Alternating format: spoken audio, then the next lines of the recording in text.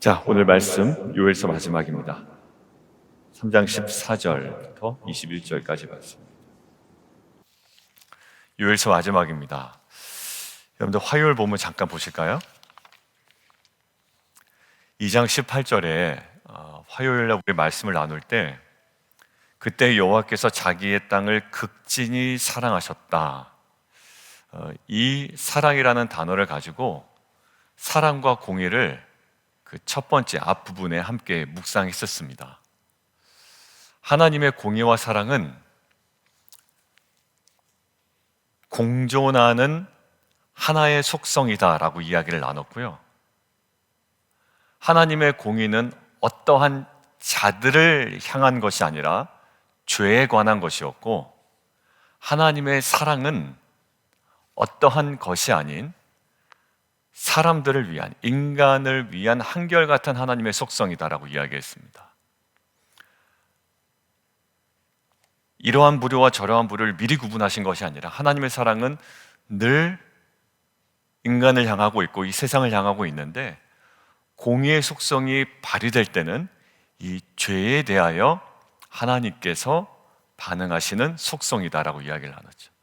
그러니까 그 전까지만 하더라도 하나님께서 공의로 다스리시고 심판하시는 그러한 내용이었다면 18절 그때에 라는 거예요. 그때 여호와께서 자기의 땅을 극진히 사랑하시어 그의 백성을 불쌍히 여기실 것이다. 그 전까지의 모습은 온데간데가 없는 거예요.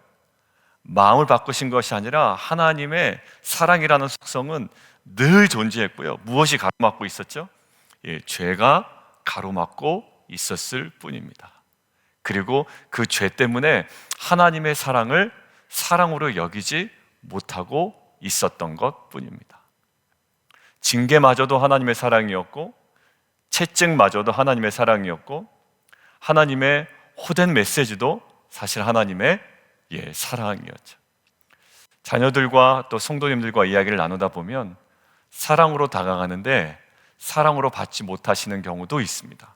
자녀인 경우도 그렇고요, 성도 간에도 그렇고, 또 목회자와 성도들과의 관계에 있어서도 그렇습니다. 사랑은 늘 하나님께서 우리를 향해 갖고 계신 정말 소중한 속성입니다.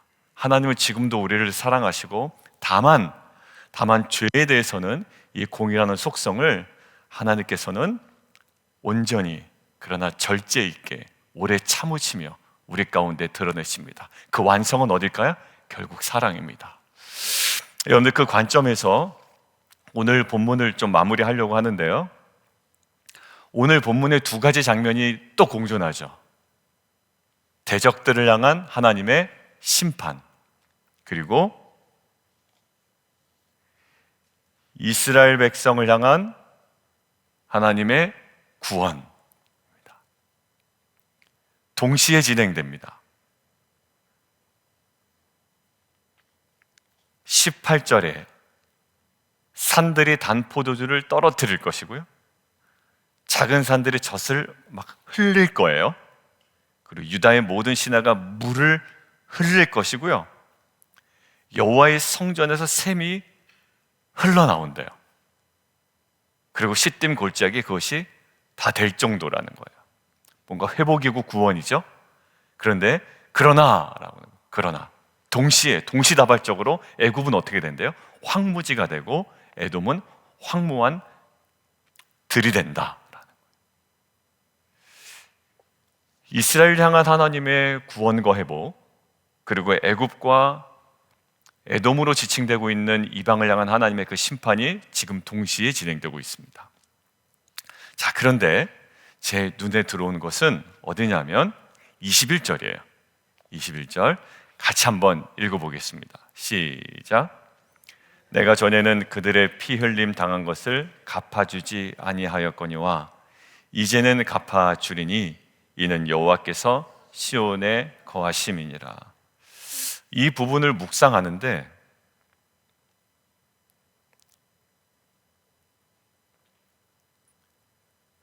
갚아주지 않으셨다가 이제는 갚아주겠대요. 이전엔 갚지 않으셨는데 이제는 갚아주시겠대요. 뭐가 변화가 됐을까라는 생각이에요. 그런데 한 가지 좀 궁금한 것과 또 질문이 드는 것은 이렇게 되는 거예요. 19절에 이렇게 되어 있습니다. 그들이 유다 자손에게 포악을 행하여 무지한 피를 그 땅에 흘렸대요.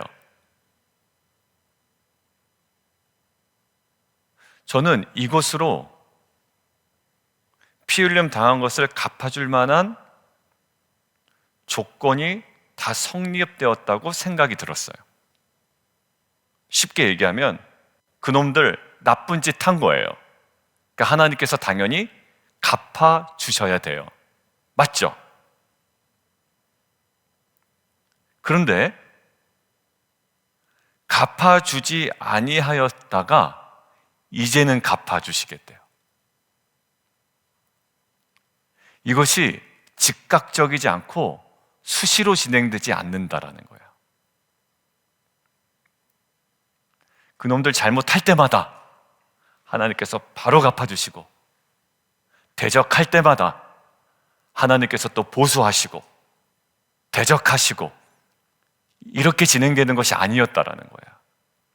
그러니까 그 기간 동안 이스라엘 백성에게는 어떤 신음과 고통이 있었을까요? 하나님 이거 내버려 두십니까? 언제까지 이것을 참으십니까? 라는 고통이 시편에도 있었고 예언서에도 있었죠. 수시로 진행되진 않는다라는 거예요. 저와 여러분에게도 마찬가지입니다. 하나님 언제까지입니까? 라고 하는 게 믿음의 선진들과 또 저와 여러분의 끊임없는 고백입니다. 최근에 여러 가지 좋지 않은 일과 또 어려운 일을 당하고 계신 분들이 고백하는 메시지의 핵심은 이거예요. 언제까지 이게 계속 지속이 될 건지 두렵습니다. 그리고 걱정이 됩니다. 하나님, 그리고 이것이 빨리 끝났으면 좋겠습니다. 피 흘림 당한 것을 갚아주지 아니하셨어요. 그럴 때가 있으셨던 거예요. 그런데 그들이 무지한 피를 그 땅에서 흘렸기 때문에 충분히 하나님께서 갚아주실 만한 조건은 채워진 거예요. 그럼에도 불구하고 그때가 아직 아니었던 거예요. 저와 여러분이 그때를 잘 몰라요. 그렇기 때문에 신앙생활이 힘든 부분이 바로 그 부분인 것 같아요. 언젠간 하실 거는 알겠죠. 근데 지금 내가 당장 너무 힘든 거거든요. 근데 요엘서의 마지막 뭡니까? 이제는 갚아주리니 라는 거예요. 아까 제가 기도한 것처럼 결국 주님 약속대로 재림하십니다. 그리고 궁극적으로 우리의 눈에서 눈물을 씻기실 거예요. 그 모든 것들을 궁극적으로 회복시키실 겁니다. 그리고 우리 성도님들 상황 속에 저는 이제 어제 기도하다가 우리 이현철 성도님 아들도 사실 많은 기다림이 있었잖아요. 원래 2월 15일 제대였다가 미뤄지고 결국 이제 어제 새벽에 집으로 도착을 했어요. 그래서 그 부분에 대한 감사의 기도를 이제 드리고 있다가 어떤 기도를 드렸냐면, 하나님, 이현철 성도님 가정에도 그렇게 오랫동안 기다렸던, 수십 년 기다린 건 아니에요. 그렇지만 예상보다 계속 지체됨을 통해 부모의 마음은 더 어려웠다고요.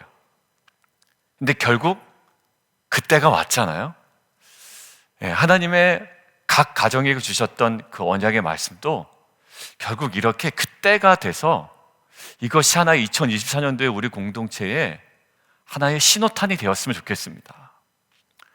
그리고 우리 장로님, 권사님들도 기도하고 있는 제목들이 있으시고, 또 저의 가정도 있고, 각 가정들마다 어떤 기한을 두고 기도하는 제목들이 있고, 또 이루어졌으면 하고, 또 하나님께서 우리의 어떤 욕심이 아니라 하나님께서 우리에게 마음에 주신 소원이 있는데, 이것들이 정말 오늘 말씀처럼 이제는 갚아주시고, 이제는 이루어주시고, 이제는 성취하시고, 이제는 확장하시고, 이제는 넓히시고, 이제는 회복시키시고, 이제는 새롭게 하신 놀라운 일들이 우리 공동체 가운데 일어나면 좋겠습니다라는 고백으로 함께 기도했습니다. 아니요, 함께 기도하지 않았습니다. 혼자 기도했습니다. 예. 우리 은영재 권사님도 오래 기다리셨죠. 네. 3월 달에 또 한국에 가셔야 됩니다.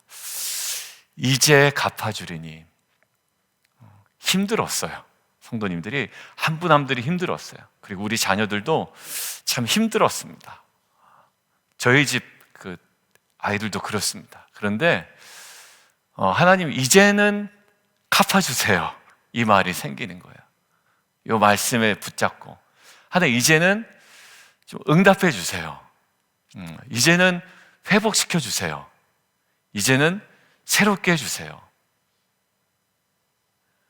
이미 그 피 흘림이 있지 않았습니까? 그러나 그때 당장 수시로 응답하진 않으셨지만 분명히 하나님의 때를 기다리며 간구하며 기도했던 우리 사랑하는 성도들과 우리 자녀들에게 주님 응답해 주세요 라는 마음이 들었습니다. 그리고 그러한 어떤 그 응답의 사인이 우리 이번에 건형제 그리고 또 최근에 몇몇 성도님의 기도 제목의 변경과 또 주시는 마음에 대한 또 하나님께 대한 그 반응들 하나하나를 통해서 하나님 지금 정말 저희 교회 공동체에 그때라는 확신이 우리 모든 성도님들에게 동시에 정말 믿음이 다시 한번 새롭게 되기를 원합니다. 이런 마음이 들었습니다. 이번 주가 그러한 또 새로운 또 귀한 기회가 되기를 원해요. 하나님께서 우리를 부르신 제자되고 제자 삼는 교회 비전으로 오늘 저녁부터 시작되는 이 저녁 집회가 우리 공동체 안에 말씀과 성령 안에 뜨겁게 또 회복되는 귀한 은혜 시간 되기를 주님의 이름으로 축원합니다. 아무튼 그리고 또 한 가지인데요. 이는 여호와 피 흘림 당한 것을 갚아주지 아니하셨어요. 그런데 잘 보세요. 그들이 유다 자손에게 포악을 행했잖아요. 그리고 무죄한 피를 그 땅에 흘렸지 않습니까? 그럼 이미 하나님께서 피 흘림 당한 것을 갚아줄 만한 조건은 완성된 거라고 제가 묵상이 됐어요. 그런데 아직 때가 안 됐잖아요. 근데 하나님의 때가 분명히 있다 라는 것이 첫 번째 묵상이었잖아요. 근데 이제 두 번째 묵상이 뭐였냐면, 물론 하나님께서 그때를 정하실 거예요. 우리 마음대로 되진 않아요. 그런데 제가 아까 서두에 묵상했던 갑자기 대전환이 벌어지는 화요일 본문이 생각이 났던 거예요. 그때에 여호와께서 자기의 땅을 극진히 사랑하시어 그의 백성을 불쌍히 여기실 것이라. 항상 때가 있어요. 그때에라는 거예요. 저는 이번 요엘서 말씀이 무섭게 다가오진 않았어요. 오히려 요엘서에 담겨있는 하나님의 회복과 새로운 일하심이 기대가 되는 요엘서더라고요. 왜? 그때에 자기의 땅을 어떻게 하신다? 극진히 사랑하신대요. 여러분들, 이 하나님의 극진히 사랑하심은 놀라운 거예요. 하나님께서 맘먹고 사랑하시면 아무도 못 말려요. 마치 하나님께서 심판을 결정하시면 아무도 못 말리듯이 하나님께서 작정하고 사랑하시잖아요. 그러면 아무도 못 말려요.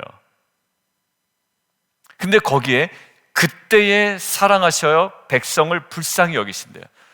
그 앞으로 가봐야 되겠죠. 그때에 언제야? 라고 봤더니 저에게 다가오는 것이 12절이었어요.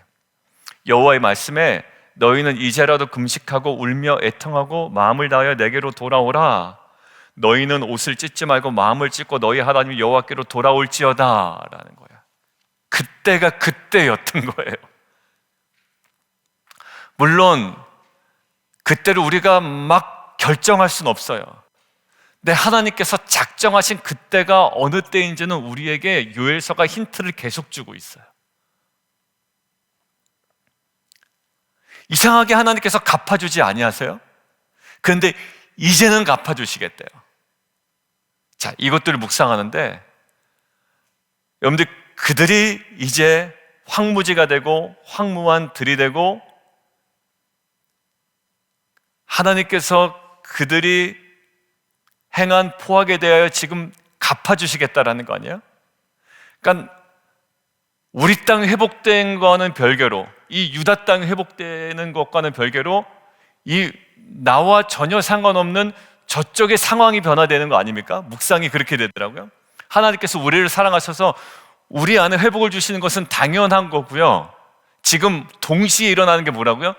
저 땅이 황무하게 된다라는 거예요. 그건 사실 우리랑 상관없잖아요.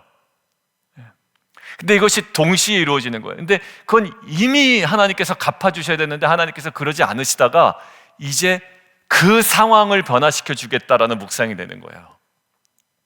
근데 그 상황이 변했으면 얼마나 고대했어요, 남유다 사람들이. 그리고 저와 여러분이. 이 상황이 좀 변했으면 좋겠다. 아니면 저 사람들이 변했으면 좋겠다. 그 마음이 든다. 우리 자녀가 변했으면 좋겠다. 믿지 않는 저 지체가 변했으면 좋겠다.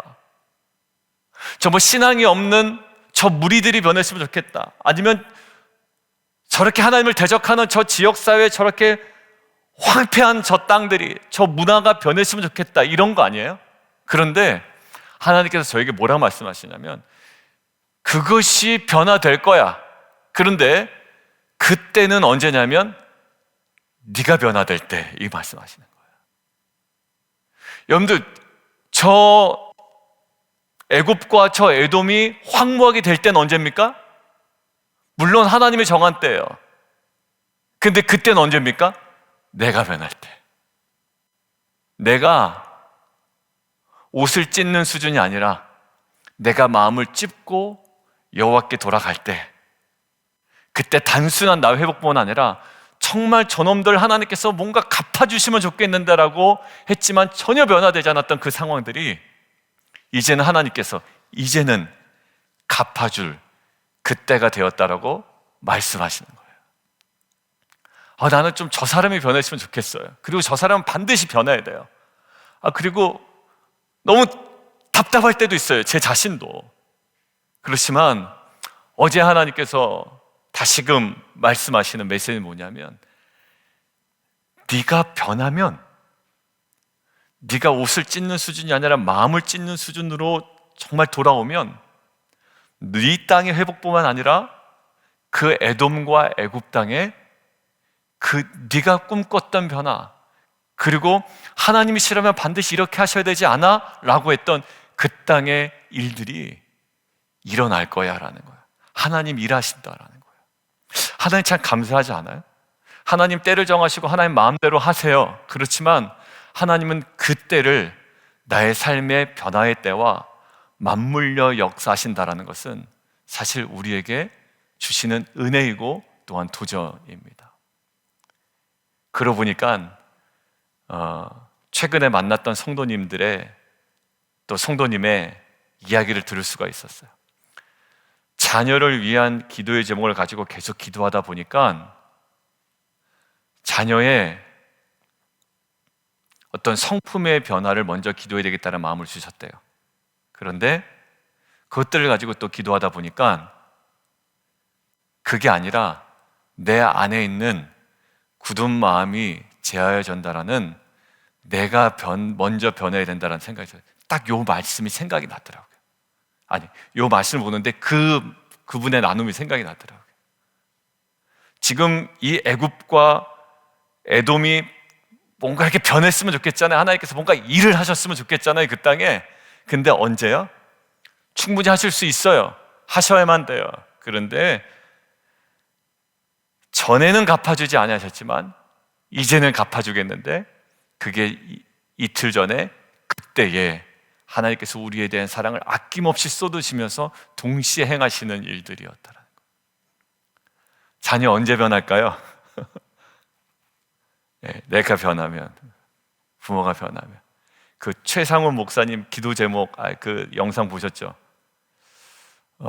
최 목사야 그러셨더래잖아요. 네가 정말 전심으로 목회하면 성도들이 다 알 거야 라는 거야. 그리고 성도들이 변화될 거야. 거기에 확 찔리더라고요. 그죠? 정말 전심으로 목회하면, 정말 주님의 마음으로 네가 품고 기도하고 전심으로 목회하면 성도들이 다 알 거야. 옷을 찢는 헐리우드 액션이 아니라 마음을 찢는 정말 돌이킴이 있다면 주변의 지체들도 알고 하나님도 알고 결국 그때에 정말 정체되어 있던 그 모든 역사가 우리 안에 온전히 다 성취될 줄 믿습니다. 한 성도님이 나누셨어요. 이번에 좀 가족 간의 질병도 있고 뭐 여러 가지도 있어요 라고 하면서 그분의 맨 마지막 카톡의 나눔이 이랬어요. 하나님의 뜻이 무엇인지를 잘 분별하며 나아가는 시간 되기를 원합니다, 목사님. 그 나눔이었어요. 그 시간에 하나님께서 누구를 제일 먼저 변화시킬까요? 그렇게 깨닫게 하신 그 가족 중에 그 사람, 그리고 그걸 놓고 함께 기도하는 자들, 또 저. 그래서 누군가의 헌신과 누군가의 변화와 누군가의 십자가와 또 누군가의 순종을 통해 하나님은 멈춰져 있던 그 역사를 이 공동체 안에, 가정 안에, 또 각자의 개인의 삶 가운데 행하실 줄 믿습니다. 그러한 소망의 메시지를 가지고 이제 요엘서를 닫으려고 합니다. 요엘서의 핵심은 소망이에요. 하나님의 뭘까요? 공의와 심판, 구원의 기쁨. 오늘 제목이 나오죠? 이것이 동시에 이루어집니다. 근데 그것이 여호와의 날이었고요. 그 날은 하나님의 주권 아래 있지만 우리에게 요청하시는 그 또 다른 결단의 때인 줄 믿습니다. 우리 함께 좀 기도하며 나가도록 하겠습니다. 피 흘림 당한 것을 갚아주지 아니하였거니와 내가 전에는 갚아주지 아니하였대요. 이제는 갚아주리니. 하나님 왜 그러실까? 일단은 하나님의 주권이에요. 근데 그때가 지금이 되었으면 좋겠다라는 우리의 간절한 기도 제목이 이 말씀이 되기를 원해요. 그리고 두 번째는 전에는 갚아주지 아니하였거니와 이제는 갚아주리니. 도대체 무슨 변화가 있었을까? 그런데 2장 18절 그때에 여호와께서 자기의 땅을 극진히 사랑하시는 모멘텀이 있었고요. 그때는 옷을 찢지 아니하고 마음을 찢는 회개와 돌이킴이 있었어요. 그 돌이킴 가운데 하나님께서 이제 전에는 하지 아니하셨던, 멈춰 있었던 이 하나님의 역사를 이제 전방위적으로 성취하고 계십니다. 결국 뭐예요? 나의 변화였어요. 우리의 자녀와 우리 지체와 또 불신 공동체를 향한 이 간절한 이 우리의 소원이 있었는데 먼저 우리의 변화를 촉구하시고 충분히 그 지점에서 일을 행하시는 거예요. 우리 안에 이 기도 제목을 가지고 주님의 때가 이때였으면 좋겠습니다. 그리고 제가 먼저 주 앞에 결단합니다. 그리고 마음을 찝는 회개와 이 돌이킴의 역사를 제가 먼저 감당합니다. 그리고 성령께서 그런 마음을 주십니다. 하나님, 그때 우리 공동체와 자녀와 그리고 우리가 두고 기도하는 영혼들이 있거든요. 하나님, 정말 그들을 향한 하나님의 역사와 일들이 우리 안에 성취되어지는 귀한 은혜 있게 하여 주옵소서. 우리 주님이랑 한번 우리가 함께 기도하며 나가도록 하겠습니다.